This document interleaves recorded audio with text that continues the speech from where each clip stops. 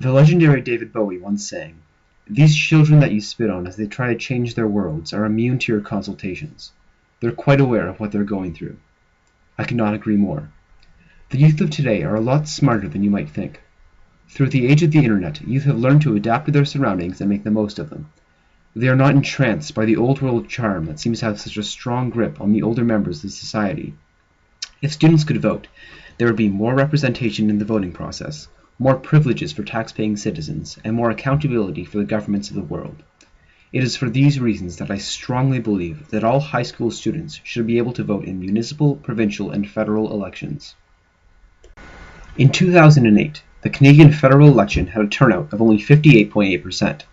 Today, there are over 1.5 million high school students across Canada.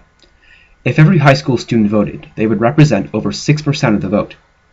If only for necessity's sake, Canada's youth must be allowed to vote so that they do not become as lackadaisical as their parents. It has been said many times that the children are the future. You've all heard it. However, it is said so often for a reason. Today's youth will soon be tomorrow's leaders. We all know this to be true. It is only a matter of time. Why not prepare youth for this massive responsibility by letting them have a say in the future they are about to be thrust into?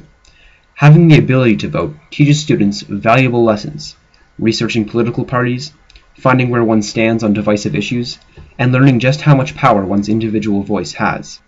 But the current system is denying students these valuable lessons while still forcing them to pay the same price as their elders. Many people forget that students are not simply a drain on society. Many high school students work part-time jobs, which train them for better jobs while also stimulating local economies. Students have to pay taxes like the rest of us, the income taxes on their earnings and the federal and provincial taxes on their purchases. But wait a second. Students are paying taxes with absolutely zero say on where their money is going. Whatever happened to no taxation without representation? Students are forced to pay taxes to fund a government that they have no say in deciding upon.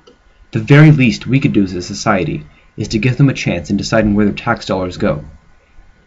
The decisions made by youth could also have a positive and progressive effect on the governments of today.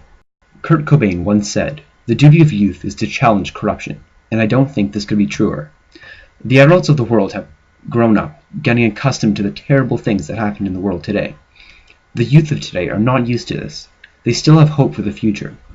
If they were allowed to vote, the world would change for the better. As almost anyone can see, the decisions made by the current generation have not worked out well.